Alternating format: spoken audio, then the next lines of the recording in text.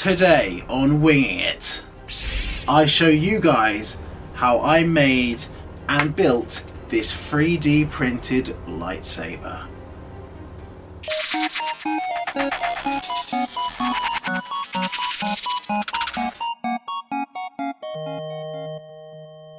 If you remember a while back on my channel, I made a different lightsaber. That one was made out of household parts. This one is a 3D printed, or at least the hilt is, as I unplugs. This part is entirely 3D printed, and the rest of the blade is made out of bought parts, as ever. Now today in the video I'm going to go through the process, show you exactly how I made this. If you're interested in how I printed this, then there is a previous video that I will link in the description down below and in the comments that you need to go and watch if you want to know exactly what I did to 3D print this. But today's video goes through making this into a fully working lightsaber prop that you can use and print for your very self. Cue the montage.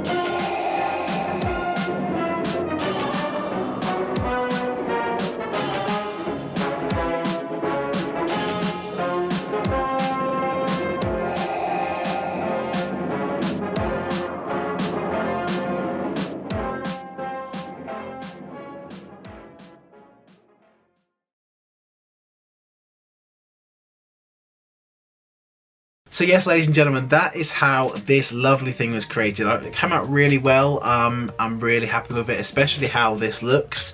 It was quite a complicated paint job in the end because I had to wait several days for the silver to dry, then the black to dry, and then to paint on the copper orange.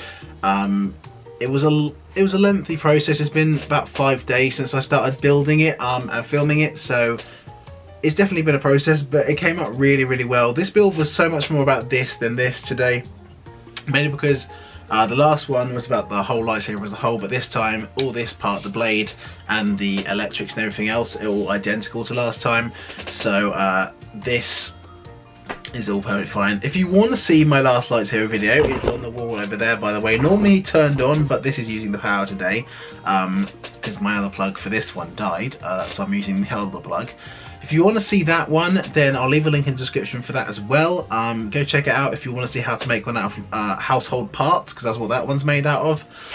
All household parts that you can find around, except for obviously some LEDs and a plastic tube.